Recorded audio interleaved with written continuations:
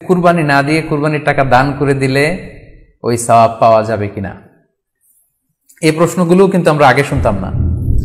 Recent সময়ে গত কয়েক বছর আগে আমরা খেয়াল করেছি যে তারকা জগতের কিছু লোক বা নাটক সিনেমা জগতের কিছু লোক এরকম ঘোষণা দিয়েছে যে আমরা টাকা বন্যার্থ লোকদেরকে দিয়ে দিলাম, আমরা কুরবানি দেব না। তো ওনাদেরকে আল্লাহ এত টাকা দিয়েছেন, ওনারা বন্যার্থ লোকদেরকেও সহায়তা করতে পারেন, আবার কুরবানিও করতে পারেন। সো একটা দিয়ে আরেকটা হবে না। আপনি যদি টাকা দান করে দেন এটা সাদাকার সওয়াব হবে, কিন্তু কুরবানির সওয়াব কিন্তু আপনি পাবেন না। আল্লাহ রাসূল সাল্লাল্লাহু আলাইহি ওয়াসাল্লাম বলেছেন, কুরবানি করলে যেই প্রাণীটার কুরবানি করা হলো ওই প্রাণী তার শিং নিয়ে, তার গায়ের পশম নিয়ে, পায়ের খুরগুলো নিয়ে কিয়ামতের ময়দানে দাঁড়াবে। সো এই সওয়াব থেকে কিন্তু আপনি বঞ্চিত হয়ে গেলেন। তাই এ ব্যাপারে সুস্পষ্ট কথা হচ্ছে, আপনি যদি কুরবানির টাকা দান করে দেন দানের সওয়াব হবে, কিন্তু কুরবানির সওয়াব হবে না, এবং কুরবানির এই ওয়াজিব বিধানটিও কিন্তু আদায় হবে না। আপনার উদ্দেশ্য ভালো, কিন্তু আপনার পদ্ধতিতে সমস্যা। আপনার উদ্দেশ্য হচ্ছে যে বন্যা দুর্গত মানুষ, সাতক্ষীরাতে বা আশেপাশের জেলাগুলোতে বন্যায় মানুষ না খেয়ে মারা যাচ্ছে, আমি টাকাগুলো দান করে দেই, তাহলে বেশি তারা উপকৃত হবে।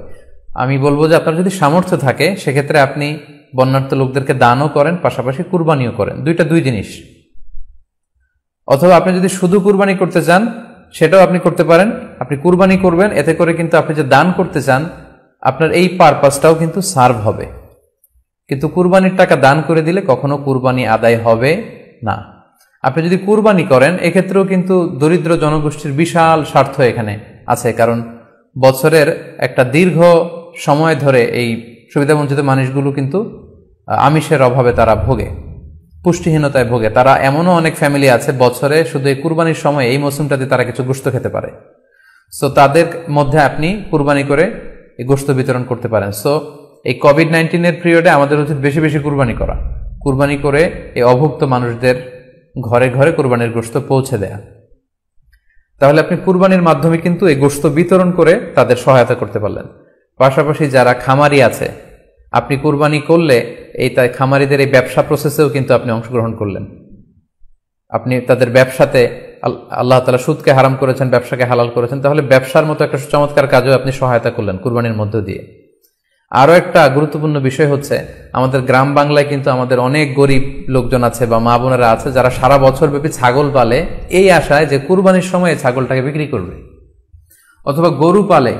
গ্রামগঞ্জে অনেক পরিবার আছে যে বছর শেষে কুরবানির সময় আসলে তারা এটা ভালো দামে বিক্রি করবে এবং সেই টাকা দিয়ে সারা বছর চলবে। সো আপনি যদি কুরবানি করেন তাহলে ওই প্রান্তিক জনগোষ্ঠীকেও কিন্তু সহায়তা করা হলো।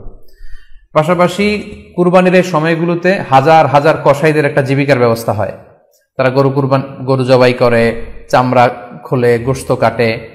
তো এই কুরবানির দিনগুলোতে কিন্তু হাজার হাজার কসাইদের হালাল জীবিকার একটা ব্যবস্থা হয়। কসাইরা কিন্তু কোটিপতি হয় না। সো আপনি এই কুরবানির প্রসেসটাকে যদি আরো বেশি প্রমোট করেন তাহলে এই কসাইদেরও কিন্তু একটা রিজিকের ব্যবস্থা হচ্ছে। আরো ইন্টারেস্টিংলি, কুরবানির যে চামড়া, পশুর যে চামড়া, এই চামড়াগুলো কিন্তু ইয়াতিমের হক, গরিবদের হক।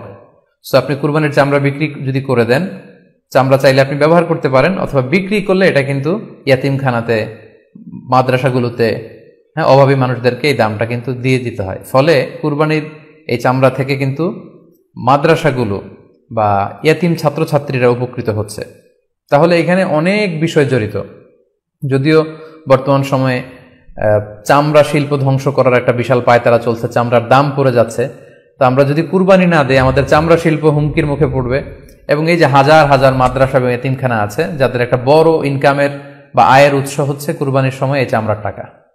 সো মানে with all this discussion it seems that through sacrifice you can contribute মোর।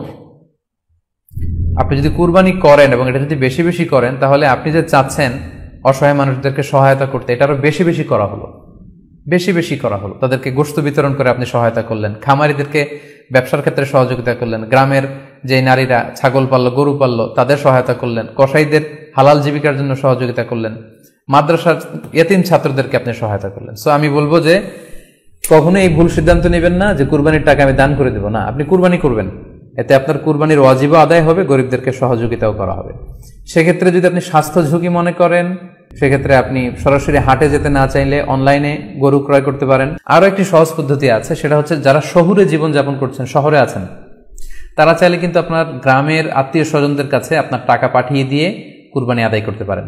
টাকা পাঠিয়ে দিলে তারা আপনার পক্ষ থেকে ছাগল বা গরু কিনে কুরবানি করে তারা গোশত খেয়ে উপকৃত হলো, আশেপাশের গরিব আত্মীয় স্বজনদের মধ্যে বিতরণ করে এই কুরবানির প্রক্রিয়াটা আদায় হলো। এটাও খুব সহজে কিন্তু করা যেতে পারে। আর কুরবানির ক্ষেত্রে প্রতিনিধিত্ব জায়েজ আছে। অন বিহাফ অফ ইউ, অন্য কেউ আপনার পক্ষ থেকে কুরবানি করতে পারবে, আপনি টাকা দিয়ে দিলেই হলো।